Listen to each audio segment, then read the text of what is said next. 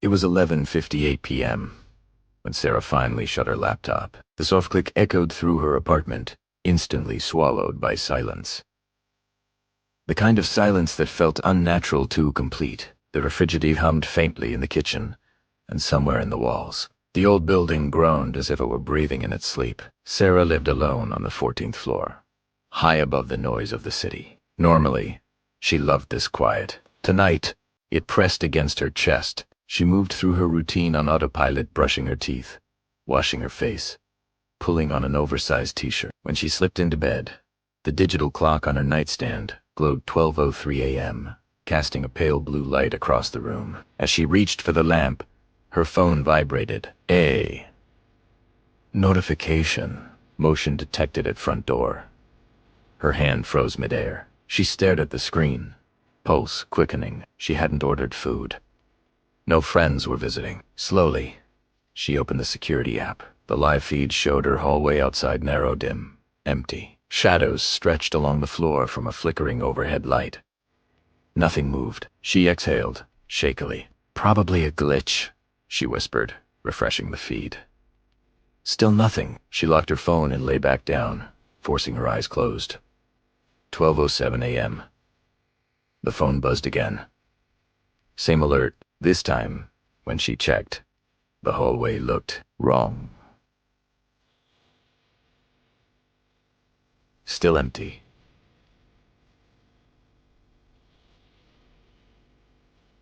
But the shadows seemed thicker. The dark patch near her door felt longer, like something was standing just beyond the camera's view. Her stomach tightened. She turned the hallway light on through the app. The feed brightened instantly. Empty. Her skin crawled. At 12:10 a.m., she couldn't take it anymore. Laughing nervously, she told herself the building was old, the sensor faulty, but her body didn't believe it. She slipped out of bed and crept toward the door, pressing her ear against the cold wood. No footsteps. No breathing. Just silence. Then knock. Knock. Knock. 3? Slow. Deliberate. Knocks. Sarah stumbled back, her breath catching in her throat. This wasn't a glitch. She fumbled for her phone and opened the voice recorder, whispering, "If anything happens to me, check the door camera footage." Hands shaking, she leaned toward the peephole. The hallway was empty. The knocking came again. Knock. Knock. Knock. Same rhythm. Same force. "Who's there?" she called, her voice barely louder than a breath. No answer. She backed away, heart hammering. Her smart doorbell had a speaker. She pressed the button. "Hello? Who is this?"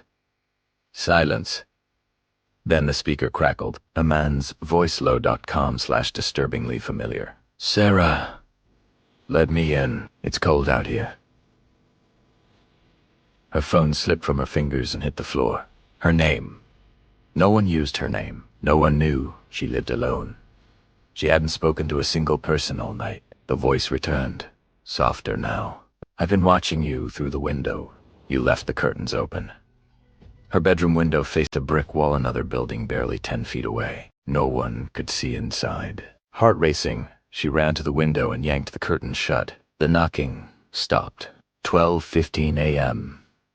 Silence returned, thicker than before. She stood frozen, barely daring to breathe. Her phone buzzed. A new notification, but not from the door camera. A text message. Unknown number. The message read, "Check your door camera again." Trembling, she opened the app. The hallway was still empty, but in the lower corner of the screen, barely visible in the shadows, stood a figure tall, motionless, facing her door, and in its hand, it was holding a phone. Her phone, the exact same model. Same cracked corner. Same lock screen glow. Sarah looked down at the phone in her hand. The screen went black, and behind the door, knock.